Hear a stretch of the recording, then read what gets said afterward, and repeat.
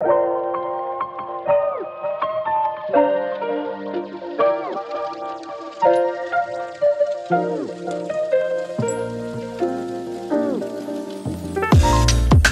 j'espère que vous allez bien, je suis ravie de vous retrouver aujourd'hui. Oui, je sais, ça fait un petit moment. Si vous vous demandez pourquoi, c'est parce que mon chat est malade, ça me rend très triste. J'ai eu du mal à produire vraiment beaucoup de tutos en ce moment, mais je me suis mis un coup de pied aux fesses. Et puis pour les décorations de Noël, ça procure de la joie, on est heureux, c'est beau, c'est festif. Voilà, je vous prépare plein de vidéos spéciales Noël et on va faire un max de recyclage puisqu'on sait que on est en confinement, que beaucoup de magasins sont fermés, qu'on peut pas faire ses achats de Noël si on click and collect, mais on voit pas trop à quoi ressemblent les trucs. On va recycler, on va faire les fonds de tiroir puisque ça va vous demander beaucoup de matériel.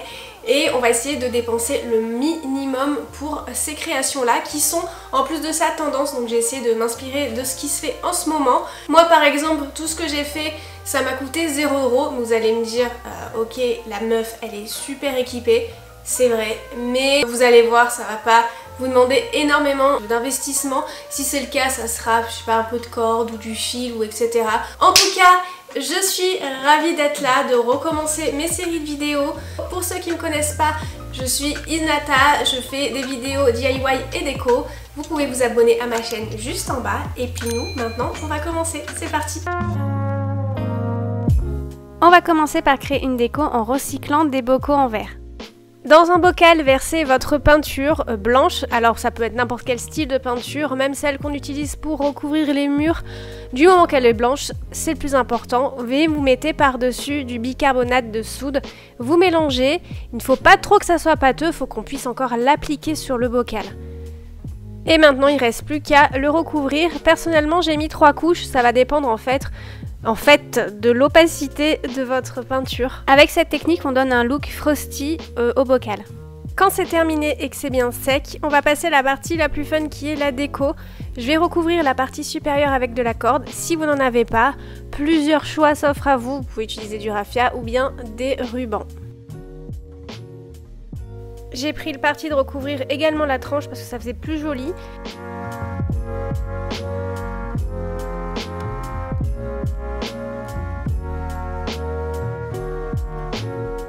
Ça aussi c'est une corde en ciselle que j'ai récupérée d'un ancien paquet de cadeaux et je vais entourer 2 ou 3 fois la partie supérieure avec.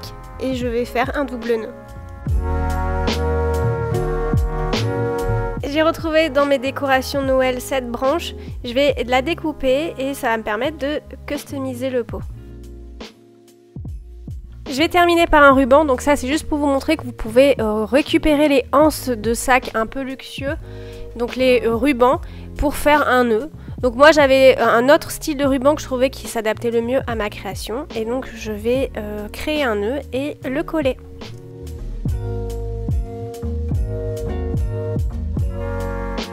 C'est facultatif, mais si vous avez de jolis autocollants, n'hésitez pas à les mettre dessus. Moi ça je l'ai fait avec la Cricut, mais vraiment vous n'êtes pas du tout obligé. Et voici le résultat.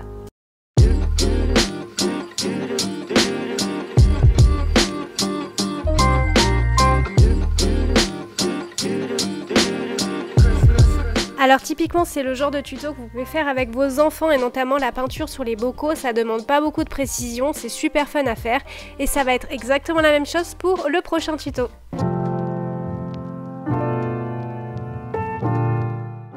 Et encore sur le même principe, vous pouvez customiser des boules de Noël et bien sûr les recycler.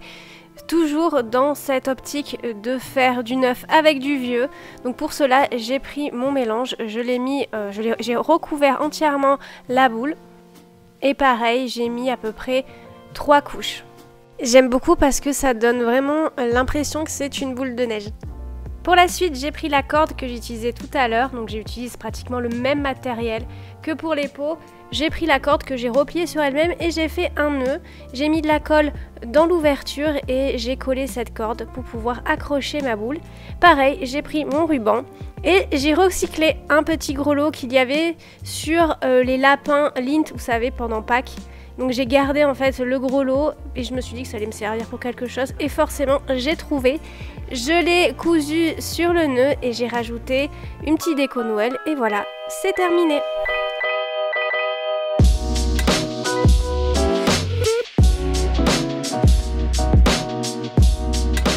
C'est tout à fait le genre de truc que j'adore faire dans la déco, c'est donner une seconde vie à des objets qu'on n'utiliserait plus pour les rendre vraiment plus tendance.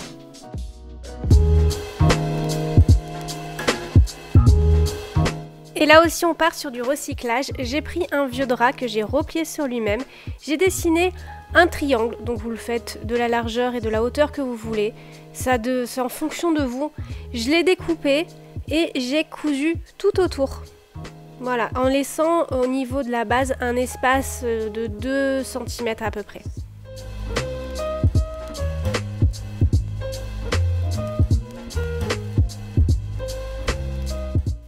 Voici ce que ça donne, surtout n'oubliez pas l'ouverture et terminez par un nœud. Pour info, j'en ai fait un autre avec un cercle à broder, ça facilite vraiment plus la couture à la main, ça permet d'être un peu plus précis et d'être un peu plus rapide, donc n'hésitez pas à l'utiliser si vous en avez un. Voilà, après il suffit juste de découper tout autour. Bon, revenons à notre création, donc avant de la retourner, vous allez découper au niveau des angles. Donc ça permet, une fois retourné, de pouvoir dégager les angles et qu'ils soient plus précis.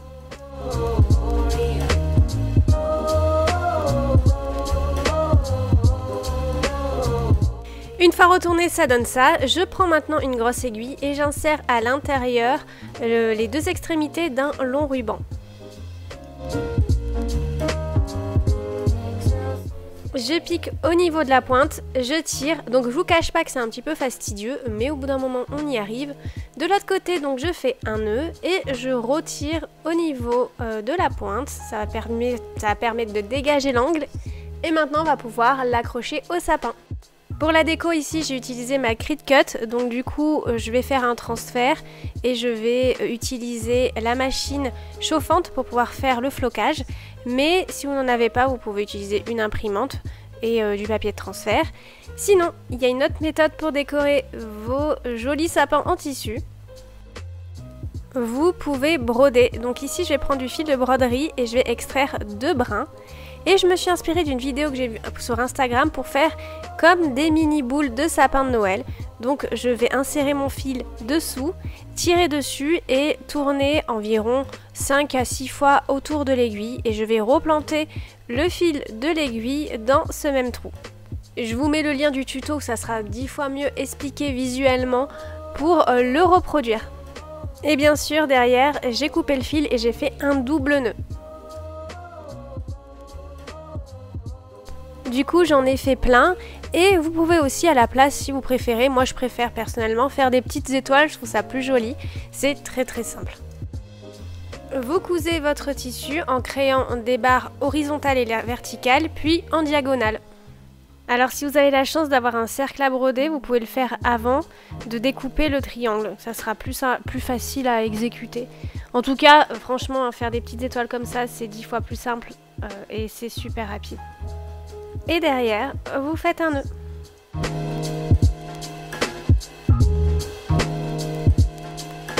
Voici le résultat. Donc maintenant, je vais assembler les 2 autres triangles ensemble, mais au milieu, je vais mettre un ruban que j'ai replié sur lui-même parce que là, cette fois-ci, je vais coudre à la machine à coudre. Je ne vous le conseille pas, puisque franchement, le résultat est mieux si vous le cousez à la main, c'est plus précis. En tout cas, une fois que ça a été cousu, je les ai retournés et je vais prendre du rembourrage. Ici, c'est un coussin qui a été complètement éclaté par mon chat. Donc, je vais utiliser le rembourrage que je vais mettre à l'intérieur des petits sapins. Donc, j'en mets un max, histoire qu'on ait presque l'impression que le petit truc il va exploser. Je prends une branche d'arbre que j'ai trouvée dans le jardin. Je vais la découper et je vais la coller en passant par la petite ouverture qu'il y a en bas.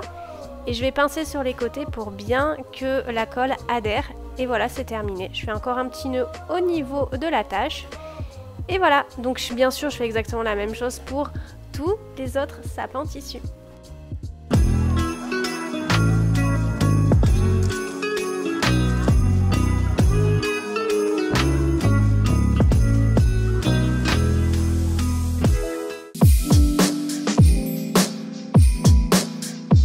Il vous faudra de la pâte à modeler autodurcissante. Si vous ne savez pas, vous pouvez la faire vous-même. Je vous mets le lien juste en barre d'infos sous la vidéo. Je vais l'aplatir et quand j'ai l'épaisseur désirée, je vais créer des sapins avec mon emporte-pièce. Bien sûr, je n'oublie pas de faire un trou sur la partie supérieure, donc pour cela j'ai pris un cure-dent. Et je vais laisser sécher environ 24 heures. J'avais aussi envie de faire des lunes, donc j'ai pris une forme ronde, j'ai appuyé et je l'ai décalée de quelques centimètres pour pouvoir créer ma lune.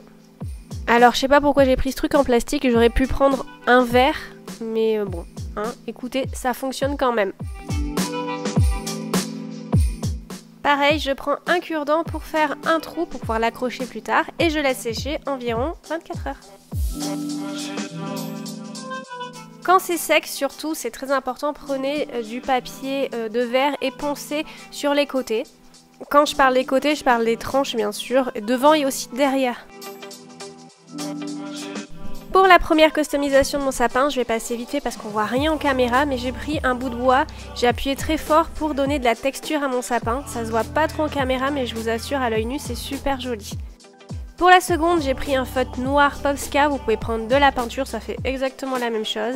Et j'ai fait plein de petits ronds de différentes tailles. Et j'ai pris un feutre doré et j'ai mis des petites étoiles par-ci par-là pour donner un petit peu plus de contraste. Sur celui-ci, j'ai fait des petites formes ovales et avec de la colle et un pinceau, j'ai collé des copeaux de feuilles d'or.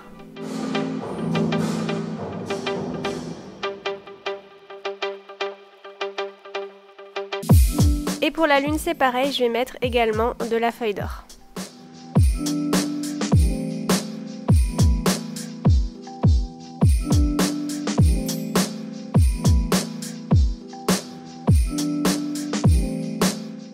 Et voici le résultat. Oh, Christmas tree. Oh, Christmas tree. The leaves are so unchanging. Et on termine avec le 5e DIY qui est un plus. Je vous montre qu'avec la feuille d'or, vous pouvez aussi customiser vos boules de Noël. Quitte à acheter du matériel, autant le rentabiliser et l'utiliser plusieurs fois. J'adore cet effet-là sur les boules de Noël. Donc en fait, je tapote dessus pour donner un effet craquelé et je trouve ça super délicat et chic en même temps. Les feuilles d'or coûtent un petit peu cher, mais il existe des fausses feuilles d'or. Je vous mettrai le lien juste en dessous de la vidéo en barre d'infos pour vous en procurer. J'hésite pas à coller des bouts par-ci par-là et à déchirer les feuilles déjà collées. Et je tapote avec le pinceau ou le doigt, j'alterne jusqu'à ce que je sois satisfaite.